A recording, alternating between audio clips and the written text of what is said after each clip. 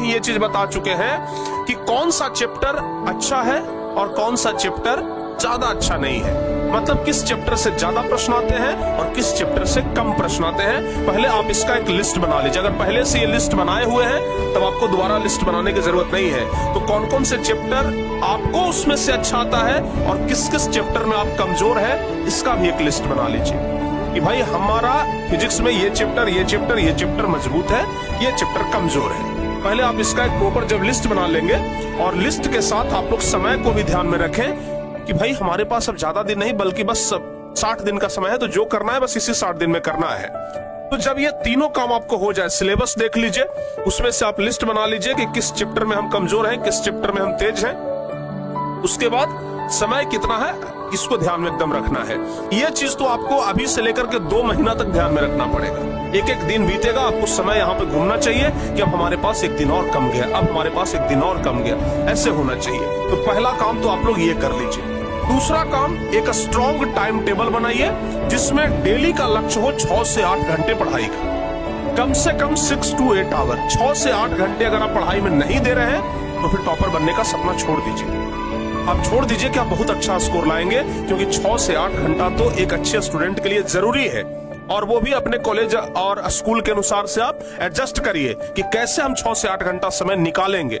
निकालना आपकी जिम्मेदारी है। आप ऐसा करिए कि सुबह सुबह में कोई नया टॉपिक पढ़िए, क्योंकि सुबह सुबह में ना माइंड फ्रेश होता है। तो आप प्रयास करिए कि सुबह में उठें और सुबह में उठ करके कुछ नया टॉपिक पढ़ें, ताकि वो नया टॉपिक हमारे परीक्षा में लड़े और हम उसका आंसर दे पाए। ठीक है ना।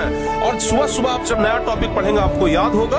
आप दोपहर के समय में प्रैक्टिस करें। जैसे आप गणित के अगर विद्यार्थी हैं तो दोपहर के समय में गणित प्रैक्टिस करें। कोई भी लिखने का प्रैक्टिस करें, लघु उतरिए, दीर्घ उतरिए, सवाल लिखिए, उसका आंसर लिखिए। तो भरपूर प्रैक्टिस करना है दोपहर के समय में, और फिर रात में आपको रिवीजन करना है।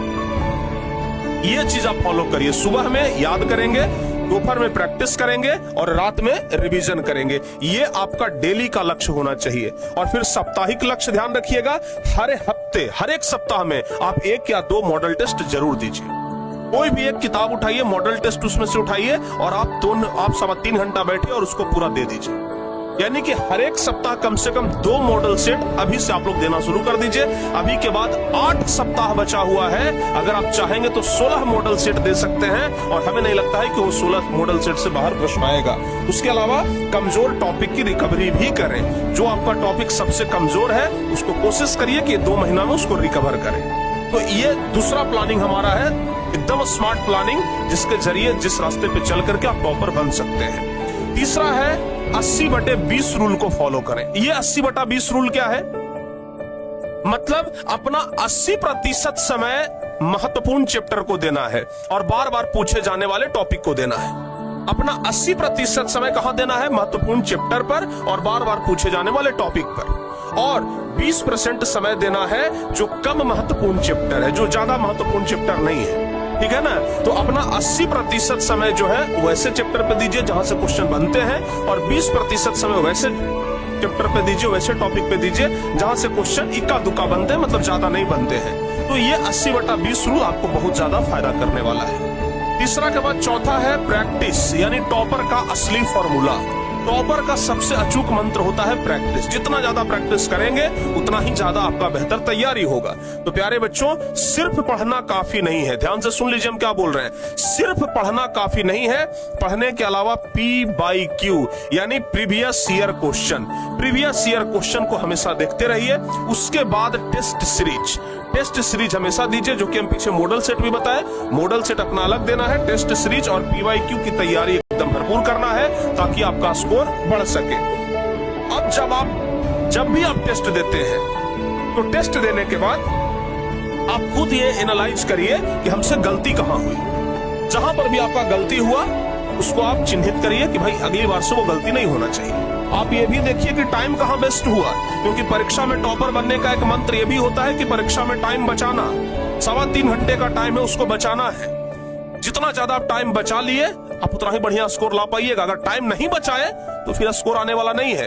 तो कहां पर आपका टाइम वेस्ट हो रहा है इस चीज को आप चिन्हित करिए। अगली बार से प्रयास करिए कि वहां पर अपना टाइम वेस्ट नहीं करने देंगे। वो 3 घंटा हमें बचाना है, बस ये 3 घंटा अगर हम बचा लिए ना बहुत बढ़िया स्कोर आ जाएगा। और कौन से चैप्टर बार बार गलत हो रहे हैं इसको भी चिन्हित करिए कि अगर हम टेस्ट दे रहे हैं तो किस चैप्टर से प्रश्न हमें बार बार गलती हो रहा है, कौन सा चैप्टर में हम बार बार अटक रहे हैं, ये चीज आप चिन्हित करिए। उसके बाद ही आप उसको सुधार कर सकते हैं। पहले गलती पकड़िएगा तब ना सुधार करिएगा, गलती नहीं पकड़िएगा सुधार कहां से होगा। तो ये चीज आप लोग चिन्हित जरूर कर लीजिए।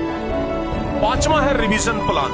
आप देख रहे हैं कि हमारी स्मार्ट प्लानिंग में सबसे महत्वपूर्ण चीज हम रिवीजन को दे रहे हैं। रिवीजन में क्या करना है, 24 घंटे में फर्स्ट रिवीजन, पहला खुराक आपको 24 घंटे में लेना है। कोई भी चीज आप नया पढ़ते हैं अगले 24 घंटे में उसका एक बार रिवीजन जरूर कर लीजिए। दूसरा खुराक यानी कि दूसरा रिवीजन 7 दिन में होना चाहिए।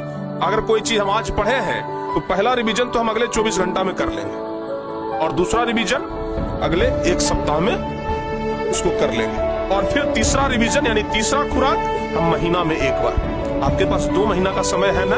आप कोई भी अगर नया चीज अभी भी पढ़ेंगे उसके पास आपके पास 6 बार रिवीजन करने का समय है।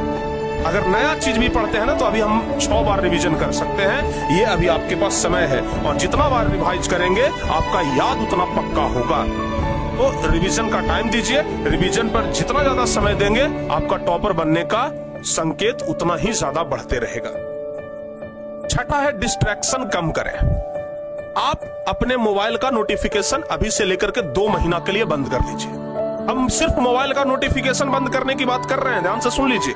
अपने मोबाइल का नोटिफिकेशन बंद कर लीजिए, जो टिन टिन करते रहता है ना हमेशा, उसको बंद कर लीजिए ताकि जब आप पढ़ने के लिए बैठे तो मोबाइल आपको डिस्ट्रैक्ट ना करे, मोबाइल की वजह से आप डिस्टर्ब ना हो। तो आप अपना मोबाइल का नोटिफिकेशन बंद करिए। उसके अलावा social media, shorts, Instagram reels, ये सब देखने में जो आप समय दे रहे हैं उसको कम करिए। हम ये तो नहीं हम मतलब हो भी नहीं सकता है, ये तो हम नहीं कहेंगे कि एकदम खत्म ही कर दीजिए, क्योंकि जिनको लत लगा है वो खत्म नहीं कर सकते हैं। तो कम से कम 2 घंटा अगर रील्स देखते हैं तो उसको आधे घंटे पे ले आइए, ठीक है ना। समय बर्बाद मत करिए, बस यही कह रहे हैं। और पोमोडोरो, ये बहुत महत्वपूर्ण फॉर्मूला है। 25 मिनट स्टडी और 5 मिनट ब्रेक, ठीक है ना।